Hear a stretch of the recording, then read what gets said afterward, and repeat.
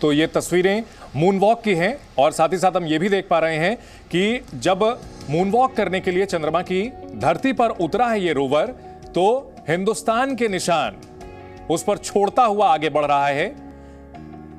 ये तस्वीरें एक ऐसे देश के लिए काफी अहम हैं जिसे कुछ दशक पहले तक स्नेक चार्मर्स का देश कहते थे, पश्चिमी देश, लेकिन अब वही देश खुले हाथों से भारत का स्वागत कर रहे हैं, बाहें फैलाए हुए, और भारत की उपलब्धि की सराहना कर रहे हैं।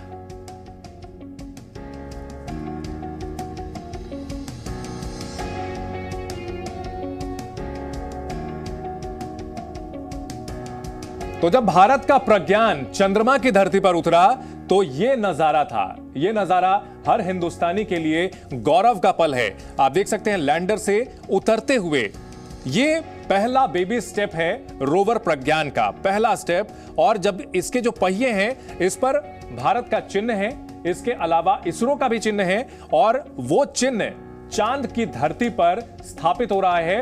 भारत की जो मजबूत ये उड़ान रही है, ये ऊंची छलांग है, इसका सबूत है चंद्रमा की धरती पर। भारत का रोवर प्रज्ञान जब उतरा तो कुछ ऐसा नजारा था, बेहद खूबसूरत तस्वीरें। लैंडर से उतरता हुआ रोवर प्रज्ञान मून वॉक करने के लिए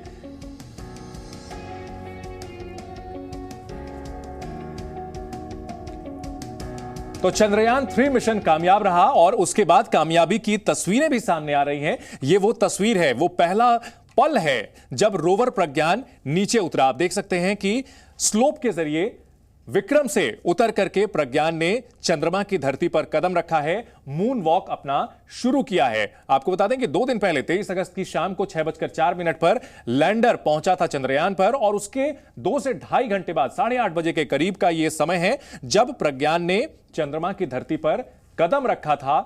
यह खूबसूरत तस्वीरें देखने को मिली हैं। प्रणय हमारे साथ लगातार बने हुए हैं। प्रणय, पूरी दुनिया भारत की सराहना कर रही है और चंद्रयान 3 की कामयाबी से भारत ने नई छलांग लगाई है। इससे स्पेस के क्षेत्र में और विज्ञान के क्षेत्र में भारत का रुतबा बहुत ऊंचा हो चुका है।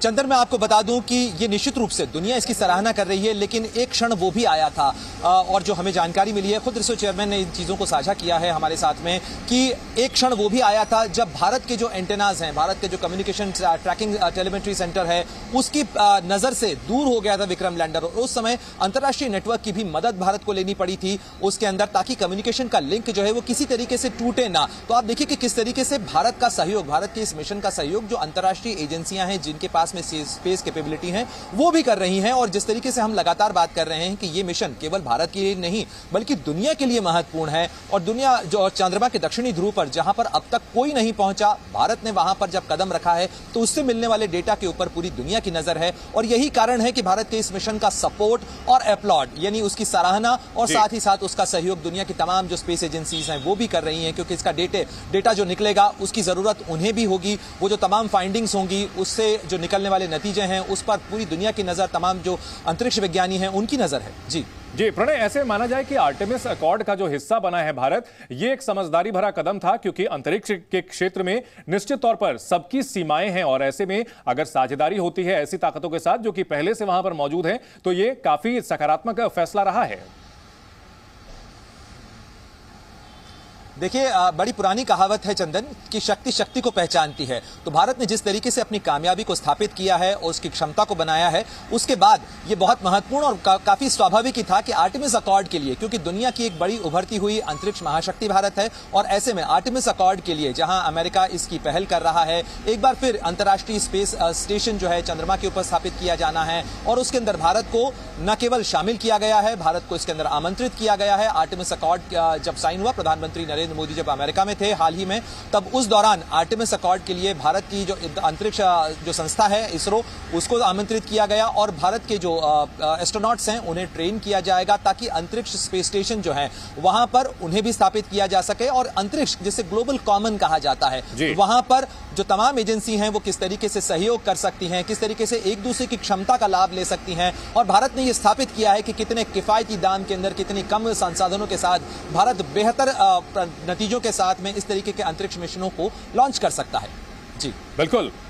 इस बीच अपने दर्शकों को फिर से बता दें कि ये वो पहले कदम हैं जो रोवर प्रज्ञान ने चंद्रमा की धरती पर रखे थे। इस वक्त की बड़ी खबर, ये तस्वीरें जारी की गई हैं। रोवर पर तिरंगा है, आप गौर से देखें। आपको हम स्क्वायर बॉक्स में दिखा रहे हैं कि तिरंगा उकेरा गया है और पहिए पर इसरो का लोगो भी लगा हुआ है, भारत का चिन्ह भी है। चंद्रमा पर भारत की कामयाबी के निशान हमेशा के लिए स्थापित हो चुके हैं और प्रज्ञान के मूनवॉक की पहली तस्वीरें, गौरव का पल। इसरो ने जो ये शानदार कामयाबी हासिल की है देश के लिए, उसके सबूत हैं ये। 14 दिनों तक रोवर प्रज्ञान वहां से जानकारियां भेजता रहेगा। हालांकि 14 दिनों के बाद जब सूरज की रोशनी चांद के दक्षिणी ध्रुव के हिस्से से हट जाएगी तो वहां पर जबरदस्त ठंड होगी और उसके बाद क्या होगा ये अभी कौतूहल का विषय है, क्योंकि आने वाले दिनों में क्या उसके दोबारा बाद फिर रीएक्टिवेट हो पाएगा प्रज्ञान और लैंडर विक्रम, ये देखने वाली बात होगी। लेकिन फिलहाल ये तस्वीरें जो सामने आ रही हैं, बेहद खूबसूरत तस्वीर, गर्व से भर देने वाली तस्वीर, चंद्रमा पर भारत की फतह का सबूत, जब रोवर प्रज्ञान ने चंद्रमा की धरती पर कदम रखा और अपना मून वॉक शुरू किया। तो इस वीडियो में क्या कुछ खास है हम आपको बता रहे हैं। रोवर उतरता हुआ नजर आया है। लैंडर से स्लोप के जरिए रोवर उतरा, चांद की सतह पर उतर करके अपनी मूवमेंट शुरू की, चांद की सतह पर निशान छोड़े। पहियों पर इसरो का निशान है, रोवर पर भारत का तिरंगा लगा हुआ है। रोवर के पहिए पर इसरो का लोगो है, भारत की स्पेस एजेंसी जिसने एक नया कीर्तिमान रच दिया है। प्रज्ञान रोवर का सोलर पैनल खुला हुआ है। सोलर पैनल इसलिए क्योंकि सूर्य की रोशनी से चार्ज हो रहा है।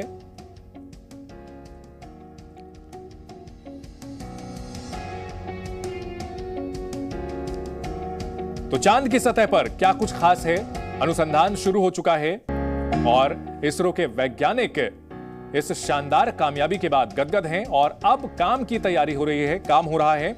लगातार जो वहां से डेटा मिल रहा है, जो भी इंफॉर्मेशन मिल रही है, उन्हें एनालाइज किया जा रहा है। बेहद जटिल प्रक्रिया।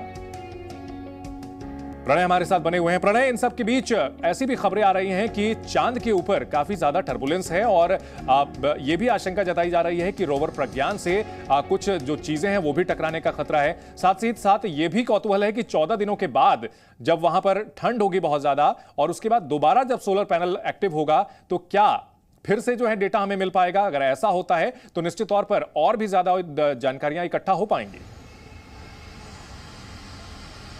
बिल्कुल चंदन, 3 महत्वपूर्ण बातें हैं। सबसे पहले तो जिन चिन्हों का जिक्र आप कर रहे थे कि चंद्रमा की सतह के ऊपर जैसे ही रोवर आगे बढ़ता है तो इसरो का और भारत का जो राज चिन्ह है वो अंकित हुआ है। सबसे खास बात यह है कि चंद्रमा का कोई वातावरण नहीं है, उस तरीके से वहां पर वातावरण का क्षरण नहीं होता है और इसके कारण ये जो चिन्ह अंकित हुए हैं वो बहुत लंबे समय तक चंद्रमा की जमीन के ऊपर अंकित रहेंगे, यानी भारत का राज चिन्ह और जो इसरो का निशान है वो वहां पर अंकित रहेगा इस रोवर के मूवमेंट के साथ में। दूसरा जो सवाल आपने पूछा कि इससे टकराने की क्या आशंकाएं हैं, जो दक्षिण ध्रुव के आसपास का इलाका चुना गया है ये वो इलाका है जहां पर कम से कम हिंडरेंस हो, यानी कम से कम बाधाएं हो, इसके आधार पर ही इसका चुनाव किया गया है। हालांकि चंद्रमा के ऊपर भी धरती की तरह ही भूकंप आते हैं, कुछ मूनक्वेक्स आते हैं वहां पर, लेकिन उसकी जो इंटेंसिटी होती है वो बहुत ज्यादा नहीं होती है। इसलिए फिलहाल तो उम्मीद यही है कि कोई ऐसी बाधा इसके रास्ते में नहीं आनी चाहिए जिसके कारण कि रोवर को किसी तरीके का नुकसान हो या लैंडर को किसी तरीके की क्षति हो।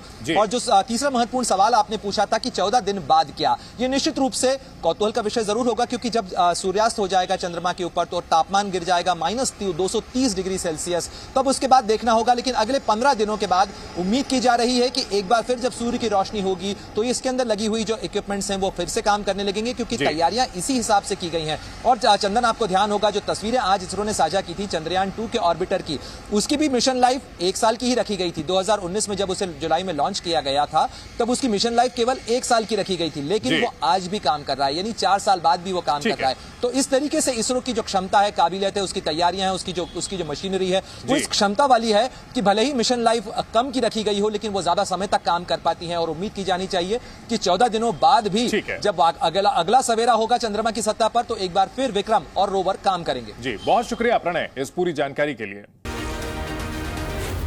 Zee News.